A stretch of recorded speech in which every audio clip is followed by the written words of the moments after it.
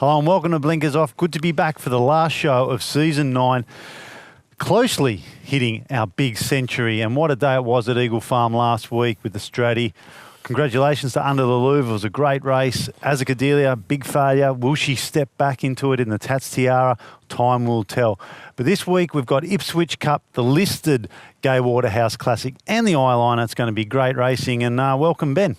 Jesse, I'm a bit surprised to see you here today after his tweeting feat that I thought that the Virginian would not run a place, that you'd be sort of floating nude down the Brisbane River by now. Well, maybe so. Never to be seen again with your little runner there's through the water there.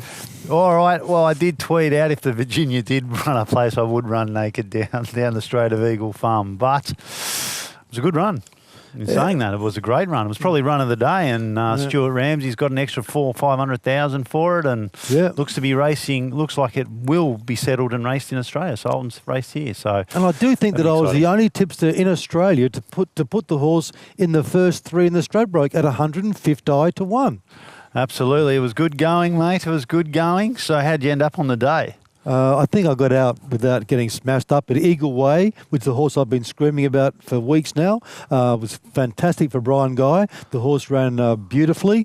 He's a nice horse, nice and a great ride by Tommy Berry. He did extremely well. Yeah, and Brian and Daniel are going to form a partnership, as the Hawks and the Snowdens have done, with Daniel and Brian becoming a training family, which I think is wonderful because they're really, really nice people. I like them a lot. Yeah, they're really nice and genuine people. I see them a lot down the track, and they're doing wonders with their horses.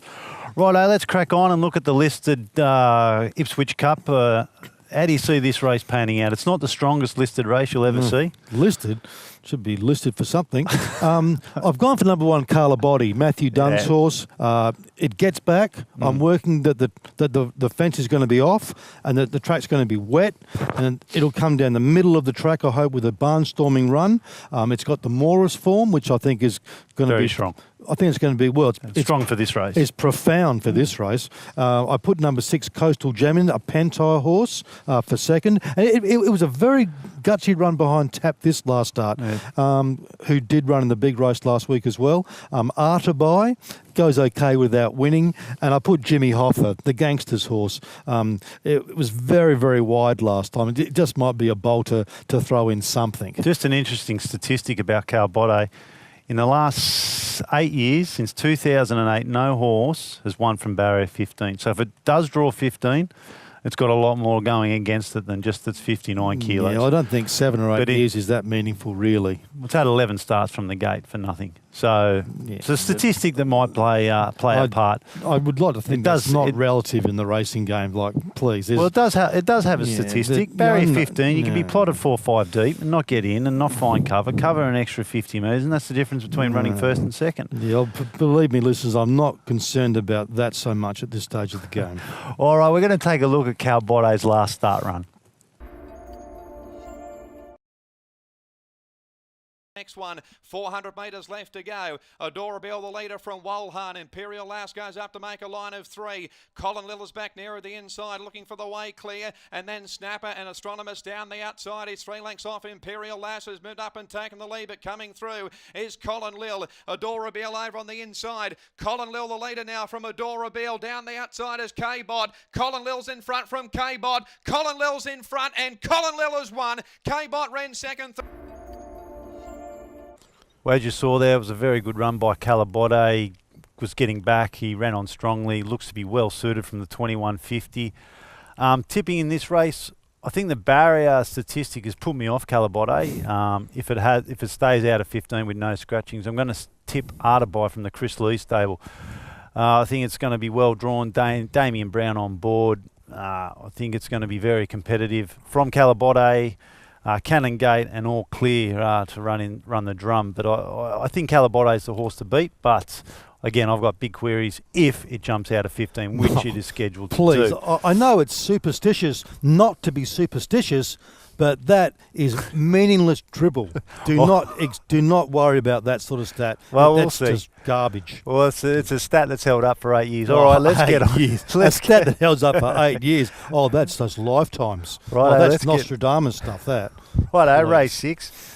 find a winner here, can you? Well, I am counting on a heavy track, because if the track is heavy or very rain affected, I want to be on number 2, Morris. Oh, look, it's a class horse in the race. The form line, it's got the form around it. So everything points to it. It does. Everything points to it, especially it gets like 25 ticks if the rain does come, and they're tipping lots of it. So if the rain does come and the track goes to heavy, this is a swimmer, and it will be winning. All right, just on that note, we'll take a quick look at Morris's last start run.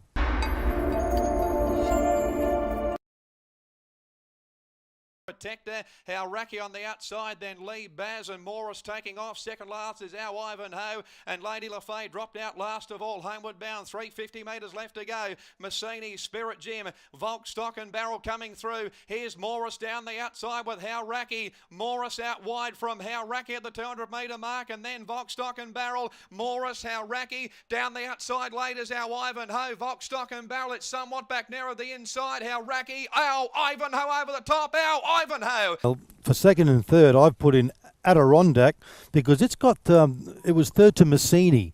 Now I think the Massini form line from the Wagga Cup, I reckon that holds up very well in this field. Now number 7, Dance of Heroes, it's got a colossal weight drop. It's no soft track wins, but Chris Waller does train it, and it's got a very, very big weight drop. And if the track does go to heavy, Jumbo Prince does like it, and it can battle on. But I think Moras on a heavy track, if the track is that, it'll win. All right, right now we're going to catch up with Belinda Kelly, where she's going to talk about the whip rule.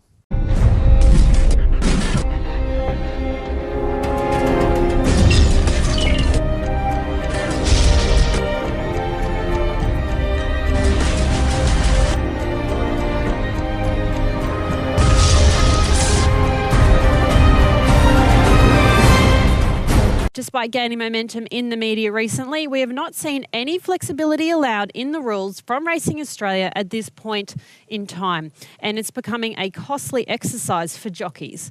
The rule, which came into effect on December 1 last year, limits jockeys to 5 uses of the whip prior to the 100-metre mark, but they can use it without limitation after that point. More and more jockeys are speaking out regarding their angst with the current rule. The latest was Siggy Carr. She joins Damien Oliver, Zach Purton and Hugh Bowman, to name a few. Now, the Victorian Jockeys Association Chief Executive Des O'Keefe also labels the rules embarrassing. He said to Blinkers Off that despite heavy sanctions, they have tried their very best to comply with the new rule, but that it's not a rule able to be complied with. And that's the reason they are now pushing for minor changes to the whip rules. But are these voices being heard? Great reporting there by Belinda on the whip rule. Contentious subject, as Racing Australia stated, Peter McGuiran. It's time for a cooling off period. They're not going to discuss the issue too much. I think a lot of people have had enough of it, Ben. Well, the horses haven't had enough of the whip. They need the whip. That's right. So we're going to get onto it now. We're going to look at race 7. The Eyeliner. The Eyeliner. It's a great race, but before we get onto it, we've got 2020, where I catch up down the track with Bridget Grills.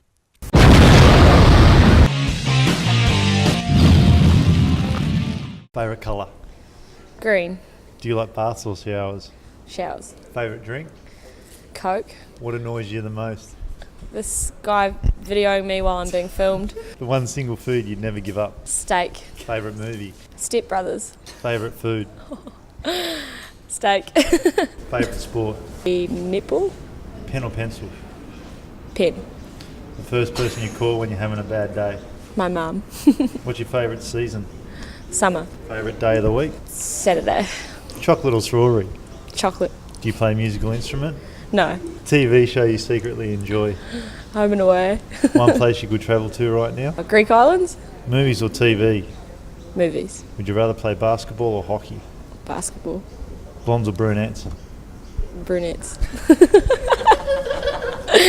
Oh, it was fun talking with Bridget Grills there, and the boys down the track were giving her a bit of a hard time during that filming. All right, it's the Eyeliner, Ben, another listed race over the 1350 at Ipswich, a tricky distance, halfway between almost 1400 and 1200. You need a sort of a horse that can run a 1400 here. Yeah, but Brisbane racing's full of 1350 metre races at Doomben. They're just non-stop there, so I don't think it's any problem at all. But the horse that was in form last year here, I'm going to go for number 6, Timeless Prince. Yeah. Be around the $8-10 mark in that vicinity. It likes a soft track. I am counting on the rain. Come on, rain. It gets back and comes home. That is the pattern I'm expecting for the day. And Timeless Prince had a couple of runs in, ready to do something. Now, number 7, Trubia. Yeah. Now, this is a horse I've got in the image that it's like it's been up for ages and done everything. But it's only had 4 runs. Yep. But it's been scratched a couple of times, so it sort of seems like it's worn out, but the horse is not worn out. And Trubia is really well placed in this. Yeah, it's in well this weighted. race. Yeah, extremely well weighted. But it has got the inside gate, so please be wary of that, because the inside gate could be an absolute no-go zone. But if it's a go zone, well, go Trubia. And number 9, Time to Plunder. Jay Byrne, soft track. Like Jay Byrne knows the 1350 here. Yeah. He knows it super well. And number 4, Pillar of Creation. Soft track specialist. The more rain, the better. And it loves 1350. And Tony Sears will be very keen to win this race. Just on talking about Trubia, we're going to take a look at its last start run. Echo Girl was in the same race, who's running in the Gay Waterhouse Classic. At the 450, eloping and Spill the Beans from Miss Covergirl. Stratum Star, Rhymes a Lady. Trubia is still there. Echo Gal back nearer the inside. And Federal is the next one, but Spill the Beans at the 250. Led the way from Miss Covergirl. Down the outside is Rhymes a Lady. Spill the Beans, Miss Covergirl from Trubia. Spill the Beans, the leader. Miss Covergirl on the outside. Spill the Beans, Miss Covergirl. Stratum Star, Federal down the outside. Spill the Beans, Federal out wide, but Spalls, yes, Spill the Beans. Yeah, good run there by Trubia. Did maybe tide a little bit the last 100. Whether it's come to its end of its prep, I don't know. But I wouldn't think so. I just think you wouldn't. But I think it's the best horse in the race. It's drawn well. It's got Michael Calaboard. Mate, it would 54. not. It would not be surprising to see the name Trubia on the Olana Trophy. I mean, it's up to this standard of race in this field. That's right. It's this race, and I've got it on top.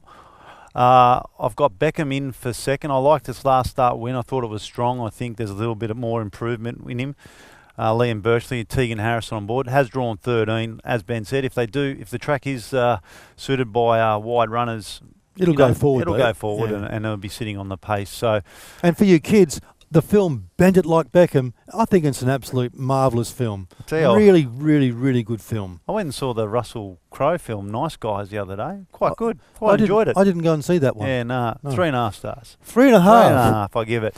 It's good, it's going. All right now we're back to the track again with Brooks Dower.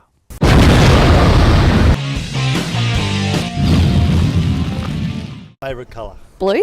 Baths or shower? I prefer a bath. What annoys you the most? Probably not having my horses saddled on time. Favourite drink? To be a Bailey's and milk. Favourite book? The Emily Rodder series. The one single food that you'd never give up? Chocolate.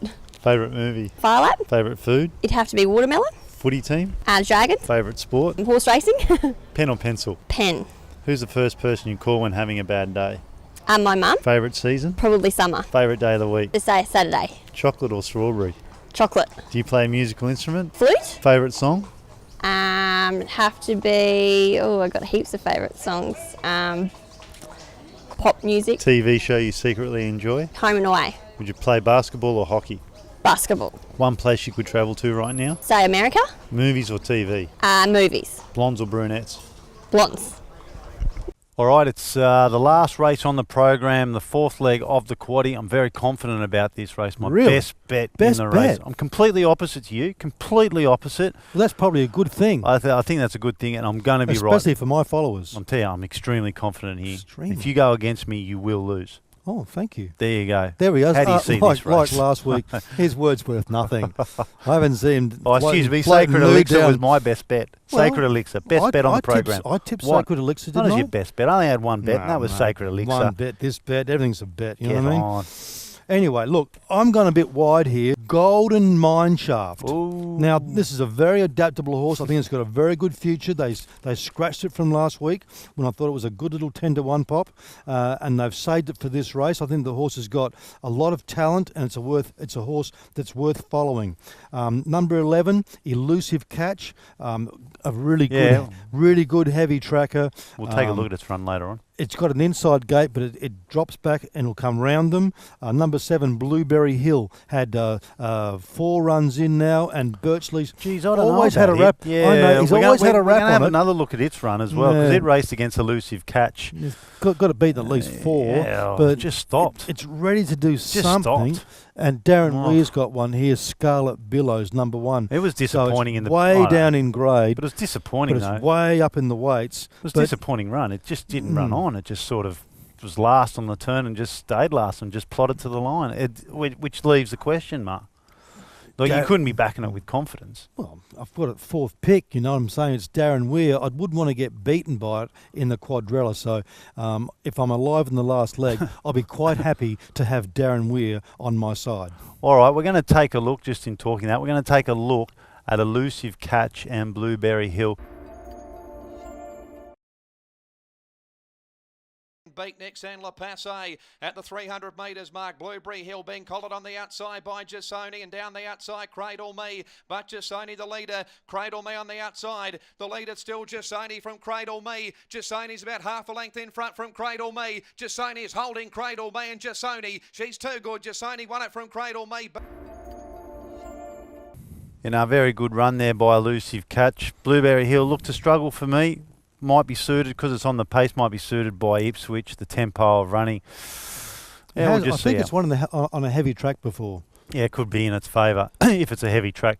All right, now I'm going to catch up. We catch up with Steve Madrick from olbg.com. Disappointing start to Euro 2016 for olbg.com. The first 2 bets going down to last minute goals, and Northern Ireland getting beaten by a single goal by Poland. But never fear, the OLBG members will not be beaten. We come back with another tip for Euro 2016 this weekend, and a $21 tip for Royal Ascot on Saturday.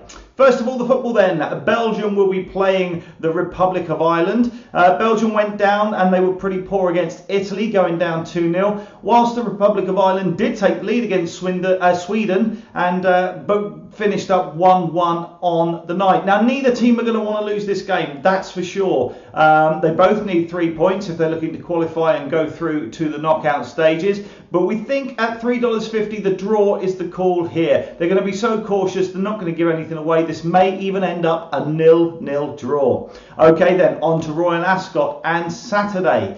Now, Kempton form usually translates quite well to Ascot, and we've got a runner on Saturday in the Wokingham Stakes who has 4 wins from 6 appearances at Kempton. His only other appearance at Ascot, he finished the 2nd place. He's $21 for the Wokingham on Saturday, and you're going to be playing for Spring Loaded. Wish us luck this weekend. olbg.com. We'll see you next week. OLBG, free sports betting tips to help you beat the bookies. Visit olbg.com. All right, here we are, OLBG. Steve's got a 20-1 shot there for the running at Epsom, so it'd be worth having $1 each way on. Hey, 20-1, never knock a roughie. That's the rules of the game. Never. Although knock then one. Again, you knocked it last week, didn't you? 150-1. Oh, I'm going to. I went big money at 100-1. I'm going to go nude. Well, I went big money at 100-1. It was the right form line. Blackheart Bart and Under the Louvre. It was the same form line. It didn't figure, mate. He just went to the rail. It didn't figure, mate. He came the out Virginian, 150-1, ran 3rd. All right. This race, I like Echo Gal. That was where the big money was.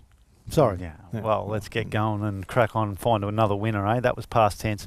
All right, it's Echo Girl for me in the Gay Waterhouse Classic. I think Gay is going to train the winner of her own race here. Very impressed by its last run. We saw it in Trubia's run. She ran on all right. She stuck to her guns. I think she's drawn extremely well in Barrier 4. Barriers 3 and 4 have the best statistics over the 1350. I'm on Echo Girl. Tegan Harrison will go straight to the front and it'll just keep on running.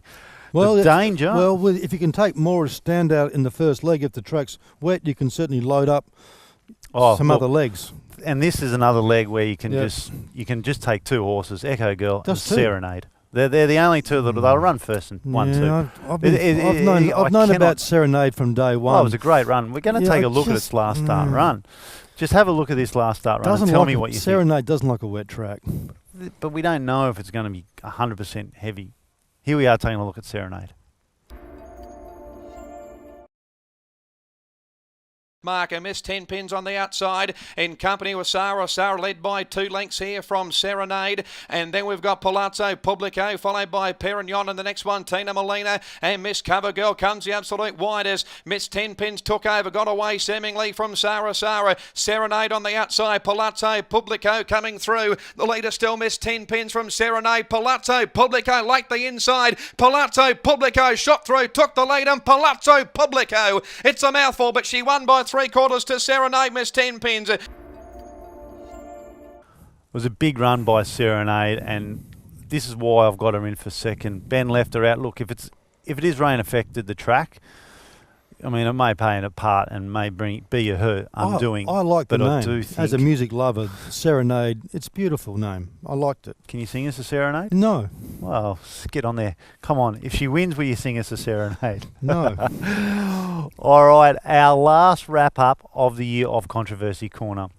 Belinda Kelly's going to give us a little wrap of the best way we believe we can improve the state of racing in Queensland.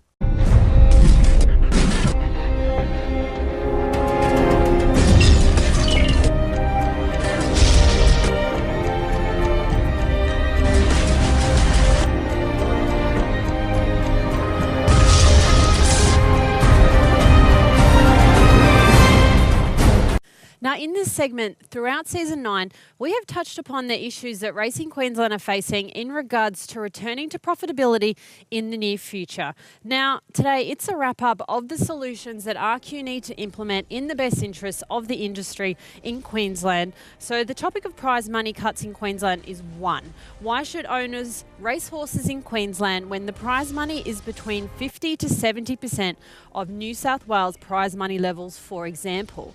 And how does reducing prize money encourage more owner participation and increase betting turnover? These are the questions that Racing Queensland should be answering. We've approached Racing Queensland several times this season in regards to what steps they will be implementing other than prize money cuts. However, we have not received any comment. We do know that the prize money cuts themselves are soon up for review. The RQ website states that the returns to the industry via prize money may be adjusted following careful assessment, and that this process will commence from the 1st of July 2016 and be reviewed on a quarterly basis. Other recommendations we've suggested this season for an RQ return to profitability, including the building of new racetracks in Queensland, the selling of Deagon and Ipswich, and a new solution, and that is to implement night racing on the Gold Coast. Here at Blinkers Off, we appreciate your feedback on this and other issues in Controversy Corner. So if you've got a controversial topic, please email studio@blinkersoff.com.au. And that's Controversy Corner this season. Great controversy there by Belinda. In Controversy Corner, a number of issues there that Racing Queensland really need to look at. We're not getting any answers. They don't want to speak to us. They don't want to speak to anyone. They don't want to be transparent. What's your suggestion, Ben? Well, the only way to ever improve anyone in society is to give them incentive and freedom. So if you want to give the owners of the horses incentive, you have to give good prize money. That is the only way that owners are entitled to put their money up, because it's such an expensive industry. You must give them good incentive. And that's why socialism and all those forms of politics never work, because there's no incentive. No incentive. You want to drag people down to the lowest common denominator. We want to raise people up. And the only way you raise people up is by having enthusiasm and energy to go and do something. Absolutely. Which means you need incentive.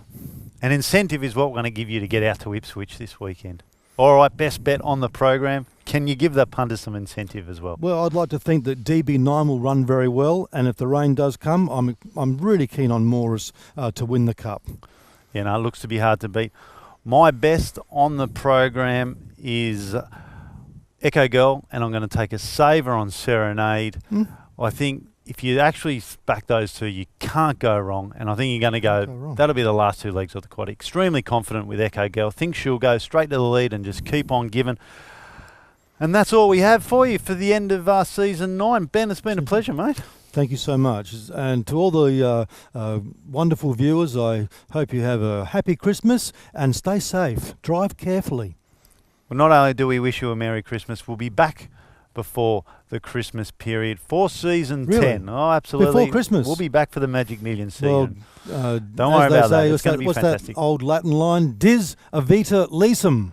Well, as they say, blinkers off is lumen scientiae. Well. Thanks for joining us. Bye for now.